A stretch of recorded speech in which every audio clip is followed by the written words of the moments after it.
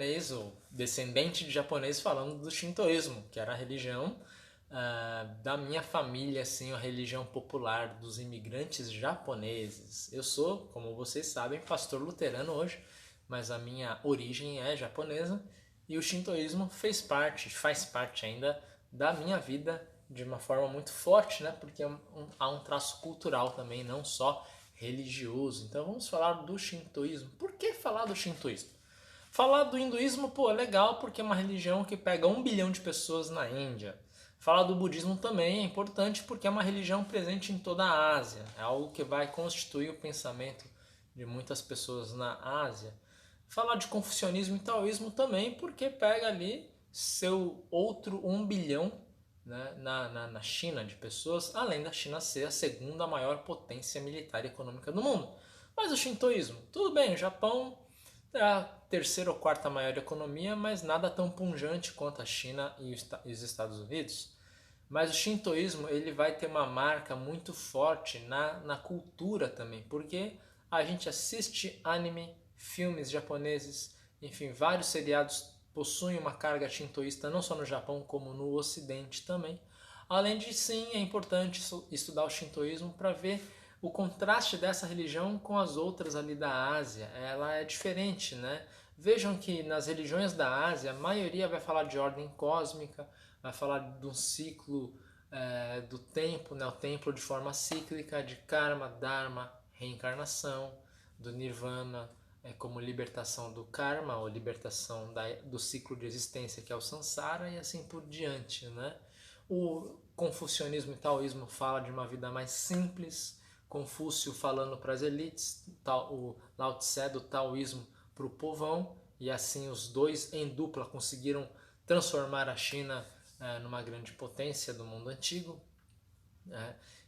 Mas o shintoísmo ele tem uma pegada diferente, então a gente vai estudar um pouquinho aí essa pegada diferente. Muito bem, shintoísmo, vamos lá adiante. Alguns pontos importantes no shintoísmo. Deixa eu tentar aqui. A adoração aos antepassados. Você tem aqui na tela ó, o Butsudan, que é uma espécie de altar de casa. Meus dois avós, né, lado de pai e lado de mãe, tinham esse tipo de altar aqui. O interessante no shintoísmo é que tem um Buda ali dentro. Então o shintoísmo, com a chegada do budismo no Japão, se mescla sincreticamente ao budismo. E na verdade o budismo se mescla ao shintoísmo. Né? Lembram que lá na Índia os arianos se mesclaram aos povos nativos da Índia? E aí surge o hinduísmo? Né? Vocês tiveram até uma pergunta ali relacionada a isso para postar no ambiente aula. Né? Mas vejam, né, no Oriente essa mescla de religião é bem mais fácil do que nas religiões abraâmicas que nós vamos estudar semana que vem, né? Que são as religiões que vêm do pai Abraão, islamismo, judaísmo e cristianismo.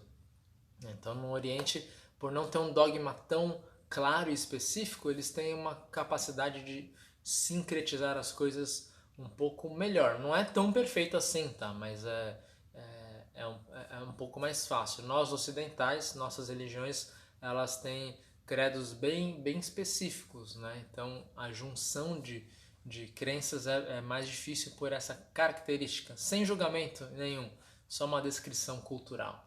Então, no shintoísmo, a adoração aos antepassados é o principal. Né? Todo japonês shintoísta acende incenso, vela, leva oferendas para os seus antepassados. Né? E todo dia faz uma oração nesse altar para os seus antepassados. Qual a ideia? A ideia é que a pessoa, quando morre, ela precisa da oração dos familiares para encontrar a luz para o céu. Não tem reencarnação, não tem renascimento. A pessoa morre e aí ela tá no, digamos assim, tá penando, tá por aí. As orações da família nesse altar que eu mostrei vai guiar essa alma para algum lugar especial, para o céu. Tá? Então você tem que ir ali ajudar o seu avô falecido a encontrar o caminho do céu. As suas orações iluminam isso. Muito comum isso em Cavaleiros do Zodíaco, né? Que ali, ou o Dragon Ball Z, né? Que ali os vivos emanavam suas orações de torcida e ajudavam lá o lutador ou até os heróis mortos, né? Bem interessante. Então, adoração aos antepassados. O shintoísmo também é marcado por lealdade ao imperador, né? O imperador é um semideus, tá? Filho de Amaterasu. Shintoísmo também é politeísta. Há diversos e milhares de deuses, tá? E Amaterasu seria aquela que criou o Japão e o mundo, mas o Japão especificamente com as suas lágrimas que viraram terra, né? Viraram ilhas, as ilhas do Japão. Então a lealdade ao imperador é muito importante no Japão. Por quê? Como isso aconteceu?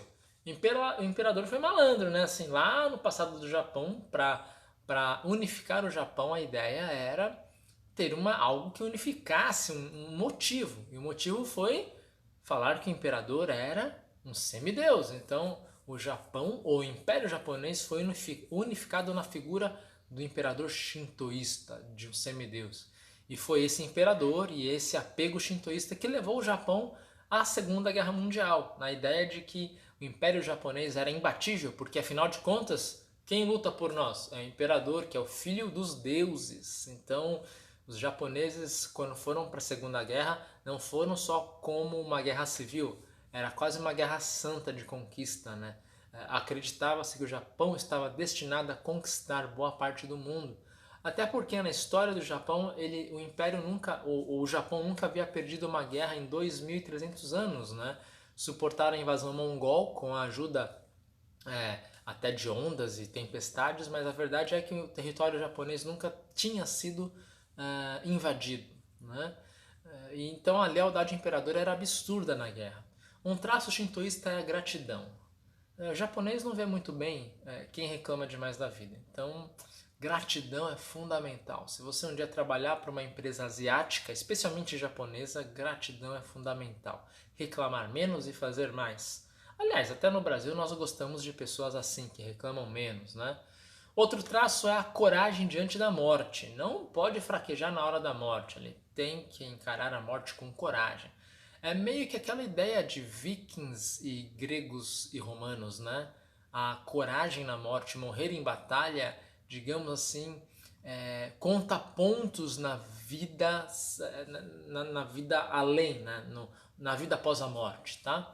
Isso explica a coragem dos kamikazes, né? Que se jogavam dos seus aviões para detonar navios norte-americanos ou navios inimigos. Lembra? Se você não conhece os kamikazes, confira aí no Google mesmo, digite kamikaze e você vai ver vários aviões, caças japoneses com seu piloto dentro se jogando para explodir fragatas e navios inimigos. Então essa coragem diante da morte é muito importante no shintoísmo. A comunidade acima do indivíduo, isso nós falamos também nas aulas de fenômeno religioso, né? Lembra aquela coisa de você vai fazer uma entrevista no RH japonês ou chinês por uma vaga de emprego ou por uma promoção? Você não pode querer brilhar demais como indivíduo ali. Você tem que entrar no sistema, na ordem cósmica, no dharma da coisa e fazer o sistema trabalhar, né? Então, a comunidade, o sistema está acima do indivíduo, tá? A individualidade não é tão importante, mas a comunidade sim. Mais ou menos agora como no coronavírus, né? Você que é jovem aí, se você pensa bem de forma, digamos, ocidental, tá tipo, a mortalidade para nós é muito baixa, a gente não fica doente, se ficar doente com coronavírus, a mortalidade é muito baixa, não vou me preocupar. Mas a gente não deveria pensar assim. A gente deixa de fazer as coisas e toma precauções, não é pensando só em nós ou em vocês jovens, né? É pensando que a mortalidade entre idosos é muito alta, beira os 18%. Então eu não quero contrair a doença para não ser um propagador da doença entre os idosos que terão contato comigo.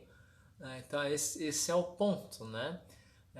Comunidade acima do indivíduo. Vou deixar de ir à praia ou de ir no show porque eu penso nos idosos, nos leitos de UTI que vão ficar lotados. Então eu como indivíduo diminuo a minha individualidade em prol da comunidade em geral. Outro traço shintoísta é falar a verdade sempre, né? e ser polido, ser educado. Né? A verdade é algo existente e valorizado em todas as religiões, não é verdade?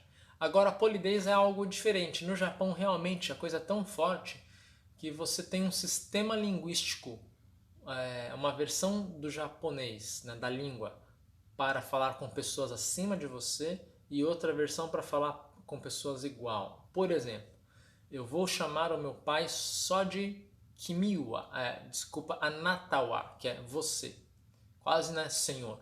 E eu posso chamar meus amigos de Kimiwa. Mas a coisa mais adiante, né?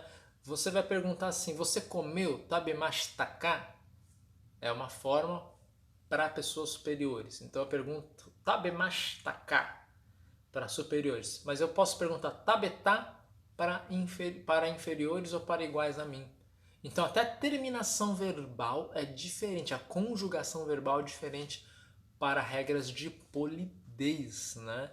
Então vejam como é um traço shintoísta importante, né? A ideia religiosa cravada ali na língua. E um outro ponto importante é o controle das emoções no shintoísmo.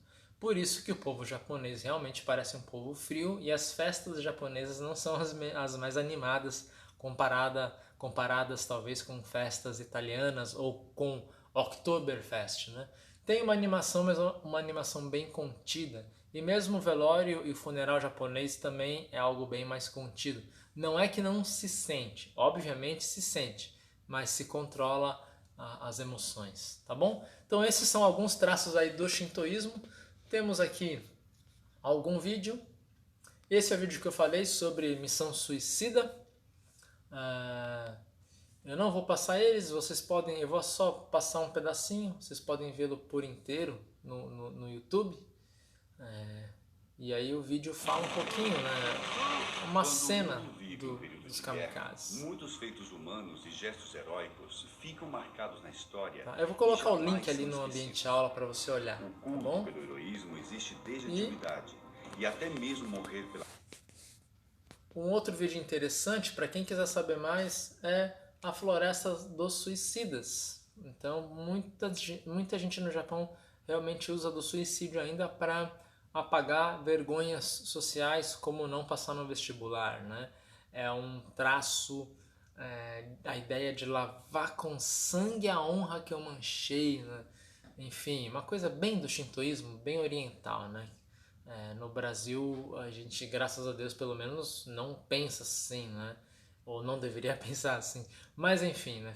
Também nós temos aí um traço forte do suicídio ritual no Japão. Aquela coisa do samurai que perdeu a batalha e não podia se render, ele preferia praticar o harakiri, que é o suicídio ritual, do que se entregar e assim por diante, né? Então você tem aí um vídeo sobre uma floresta no Japão que se combate hoje o suicídio, né? Que existem placas ali alertando as pessoas sobre o dom da vida.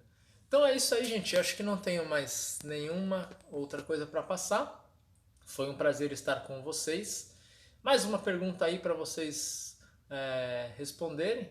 Melhor, já postei isso aula passada, nem vou colocar essa aqui para não ficar mais gigante ainda o que vocês têm para fazer. Mas enfim, então na aula de hoje nós vimos as religiões do Oriente. Na Índia, o hinduísmo. O budismo que começa na Índia com Siddhartha Gautama e o Nirvana budista alcança a Ásia inteira. Na China nós vimos confucionismo e taoísmo. Confúcio para as elites, taoísmo, Lao Tse para o povão, pregando a simplicidade da vida. E no Japão, o shintoísmo. Espero que tenham gostado aí das religiões orientais, que essas breves videoaulas tenham sido úteis para vocês também. Responda as questões ali na sala de interação, que vai ser bem importante para você exercer a competência trabalhada nessa aula e também para fixar o conteúdo visto até agora. Um abraço e obrigado aí pela atenção.